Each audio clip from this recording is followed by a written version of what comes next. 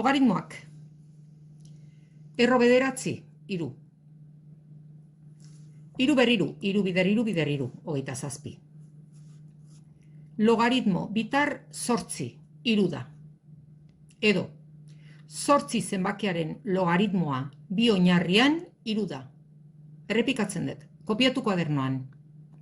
Logaritmo bitar zortzi iru da. Logaritmo bi oinarrian zortzi zenbakiarena iru da. Zortzi zenbakiaren logaritmoa bi oinarrian iru da. Oso erresa da, berehala ulertuko dezue. Esan nahi du, hartu jazu bi oinarria. Eta bilatu jazu, esaiazu ze berretzaile behar duen bi zenbakiak zortzi emateko. Eta berdinketaren segidan emaiazu erantzuna. Hau da, nik aurkituko dut horrelako zerbait. Zenba da logaritmo bitar zortzi eta guk erantzuna eman beharko diogu. Eta hor jarri beharko dugu, hori berdin iru da. Horretarako nola jokatzen dugu. Orduan, horrek esan nahi du, bi oinarriari ze berretzaile jarri behar diot, zortzi balioa lortzeko. Berretzailea eskatzen da, logaritmoak berretzailea esan nahi du. Logaritmo bat entzuten degunean berretzailea eskatzen nahi zaigu. Logaritmo bitar 32. Ze berretzaile jarri behar diot bi zenbakiari 32 balioa lortzeko? 5, beida nola egiten den. 5 jarri dut, ezta? Bale, guain, kortxeten artean prozedura markatu behar da. Nik zergatik hor 5 jarri deten. Eta hasten naiz. Ze berretzaile jarri behar diot bi oinarriari biber x 32 izan behar du. Nik berretzailea bilatu behar dut. Logaritmoa da berretzailea eskatzen dit. Biber x da 32. Faktorizatzen dut, bi bider bi, eta biber 5 dela lortzen dut. Badakigu deno faktorizatzen. Nola egin dugu? 32 zati bi, horrela bat zenbakia lortu arte. Beti posible izango da faktorizatzea, logaritmoak prestatuta egoten dira, ez dira gauza zailak izaten. Orduan, nola biber x, biber 5 berdina den, bi eta bi berdina dira, orduan xen berretzailearen balioa 5 izan behar du. X ni bilatzen nahi zen, xen balioa berretzailearen balioa 5 izan behar du. Orduan horregatik hemen jarriko dut. Bi oinarriari jarri behar zaion berretzailea erantzuna 32 lortzeko 5 da. Zergatik logaritmo bitar erro 8 da 3 biren? Frogapena egin behar dugu, hori ziurtatuko duena, prozedura. Biber ze zenbaki da erro 8, 3 biren atera behar zaigu, ezta? Prozedura, jarraitzen dugu. Bat, lehenengo. Bi zenbaki oinarri berdinekoak lortu behar ditut bi aldetan, bi berrekiz oinarria bi. 8 ere bi oinarritan jarri behar da, bi berriru. Erroketak desagertu egin behar dira, ondoren urrengo pausoa. Erroketa egin behar da berreketa bihurtu. Errotzailea bi zatitzera bidaliz, berretzailea zatitzera. Bi gauza hauek berdinak baldin badira, berretzaileak berdina dira, ni bilatzen nahi naizen berretzailea 3 biren da. Beste ariketa bat. Zergatik 5 oinarriari jarri behar zaion berretzailea hori lortzeko -3 zazpiren da? Prozedura. 5 ze berretzaile bilatu behar dut hau emango duena? Lehenengo, oinarri berdineko zenbakiak izan behar ditut. 125, 5 berriru. Ondoren, bigarren gauza, bigarrena, beran dauden zenbakiak denak goran jarri behar ditut. 5 berrekiz goran dago, hau ere gora bidali behar da. Orduan, gora bidaltzean, bat horrekin ilkartzean, berretzailearen ikurra aldatu behar da. Lekuz bidaltzen detenean, berdinketaren alde berdinean gelditzen naiz. Ez dut berdinketaretik pasatzen zatitzetik bidertzera. Ez, hemen gelditzen naiz. Orduan, izendatzailetik gora, zenbakitzailera bidaltzen denean edo alderantziz, berretzailearen ikurra aldatzen da. 5 ber -3. Orain bai, 3. pausoa izango da, erroketa berreketa modura bihurtzea. Bi gauza hauek berdina baldin badira, ni bilatzen nahi naizen berretzailea -3 zazpiren da. Hori jarriko diot berdinketaren segidan erantzuna emanez irakasleari. Jarraitu kuadernoan apuntatzen. Ze oinarri honi bat biren oinarriari ze berretzaile jarri behar diot erroketa hori emango badit? Hasten naiz. Zatikia da, orduan parentesi baten barnean jun behar du, zekatik zatiki osoari jarri behar diot x berretzailea. Orduan parentesia beharrezkoa da. Bat biren honi jarri behar dioten berretzailea hau lortzeko da -5 zazpiren atera behar da erantzuna. Hasten geha lanean. Zenbaki guztiak goran egon behar dute eta oinarri berdinetara. Oinarri berdina dugu, 2. Baina hau gora bidali behar dugu, 2 ber -1. Beste guztiari hemen erroketa desagertu behar da. Errotzailea zatitzera berretzaileari. 5, 7.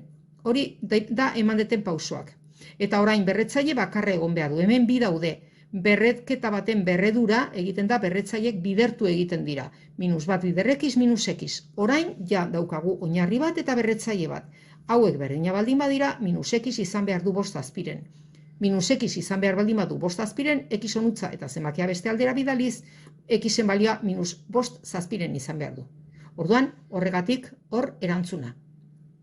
Eskatzen digu, oinarria 9 zenbakiari ze berretzaile jarri behar dioten, hori ateratzeko. 3 10 dela esaten dugu, prozedura jarraitu behar du, aldamenean egon behar du, prozedura azaldu behar du. Kuadernoan apuntatzen dugu baita ere. 9 oinarriari ze berretzaile jarri behar diot, hori aterako bada. Oinarri berdina behar ditu, 9 eta 27 oinarri berdina 3 izan beharko du. Orduan, parentesi bat irekitzen dugu, eta 9 ordez 3 berri jartzen dugu.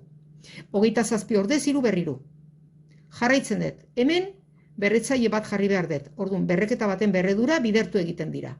Eta hemen erroketa berreketa modura idatzi behar da. 5, 3 zenbakiari zatitzera pasatzen dut. Hemen, hau berdina baldin bada, berretzailea berdina direla jarraitzen dut. Hau da, 2x eta 3 5 berdinak izan behar dute. Hortik aterako dugu, xen balioa. 2 bidertzetik zatitzera, zatitzen daudenekin elkartzen da, 5ekin elkartzen da. Edo buruz biderkaketa egiten dugu. Azkenean, 3 10 da 9 oinarriari jarri beharreko berretzailea, hori emango badu. Logaritmo hamartarrak. Oinarria ez bada jartzen, badakigu 10 dela. Oinarria ez denean agertzen, 9 edo 2 edo hemen ez badu ezer jartzen, ulertu behar dugu oinarria 10 dela. Orduan, honek esan nahi du. 10 oinarriari, ze berretzaile jarri behar diot 1000 erantzuna lortzeko, badakigu 3 izan behar dela, 10 bider 1000 delako. Erantzun daiteke zuzenean kalkulorik egin gabe, dakigunean erantzuna zein den. 3 da, 10 zenbakiari jarri behar dioten berretzailea 1000 lortzeko. Logaritmo hamartar, ez da agertzen oinarria 10 da. 0,00 bat minus 3, zergatik. 10 ze berretzaile da 0,00 bat, nik pentsatzen dut egin daitekela 0,00 bat jarri zatiki modura, bat 1000-aren, 1000 oinarri berdinetara egon behar dute 10 3 bezala jarriko nuke, prozedura bat jarraitu nahi baldin badet, bestela buruz ere egin daiteke, eta kalkulagailuarekin ere bai, kalkulagailuak dauzka logaritmo hamartarrak. Kalkulagailuan teklan agertzen dira agertzen diren logaritmoiek hamartarrak dira. Beran, dagoen zenbakia, goran jarri behar da bestearen parean, berretzailea negatiboarekin igoz. Orduan, hauek berdina baldin badira, x nik 10 jarri behar dioten berretzailea 0,00 bat eman dadin, -3 izan behar da. Horregatik hor, -3 jartzen dut.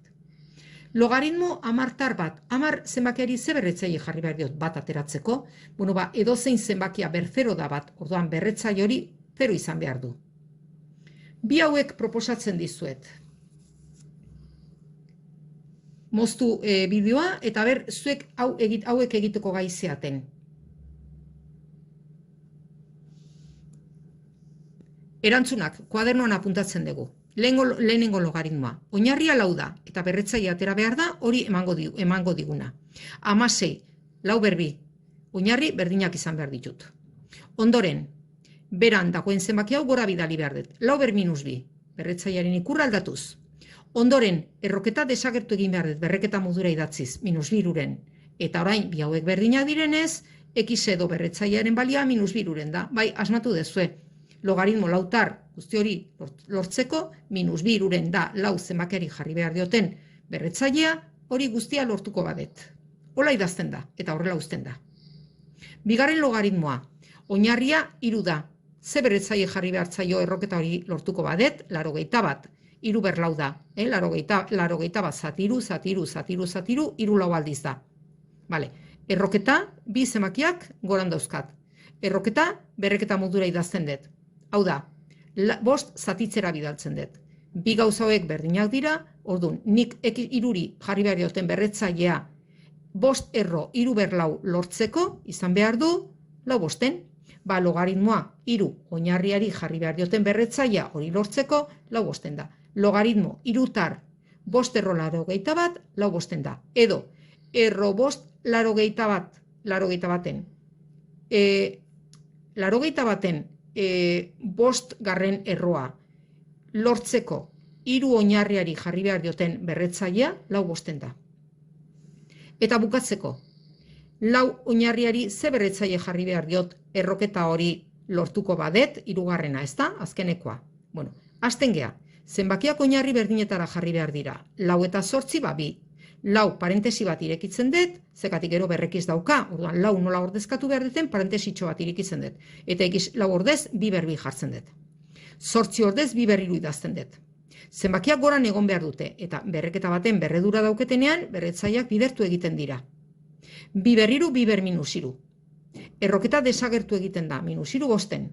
Eta orain, 2 gauza hauek berdina baldin badira, berretzailea berdinak izan beharko dira.